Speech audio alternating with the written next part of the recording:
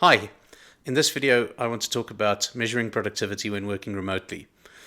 There's a common misconception that productivity in a business will suffer if you shift to a remote first workforce. This is not the case. And if you're actually measuring productivity correctly, you might even find that going remote might improve the output of your business. Remember that time spent warming a chair at a central location does not equate to productivity. Now, in some cases, there's a regulatory requirement to measure the time your employees spent working on particular projects or on work in general. And there are lots of technologies out there that will allow you to still complete timesheets even though your workforce is remote. If you don't currently have such a system, I can recommend Kimai, which is free and open source, and though basic will give you the level of data that you need to keep regulators happy.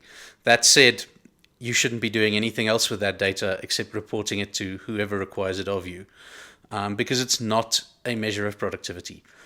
What you should be doing instead is to define what kind of value you need from an employee or a team or a department, and then measure that group of people appropriately. So for a development team, this might be the number of feature requests that they fulfilled with releases to production. For a sales team, this might be the percentage of their monthly sales target that they managed to achieve. For any function in your business, you need to determine what value you need from those people and then find an empirical way to measure that. And once you do, you will be able to tell if remote work is helping or harming your organization.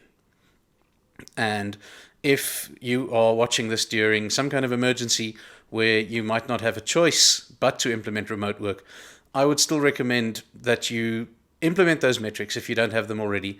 And if you ask your workforce to return to the office once the emergency is over, continue making those measurements, because you might find that returning to the office is the hindrance to your productivity rather than going remote.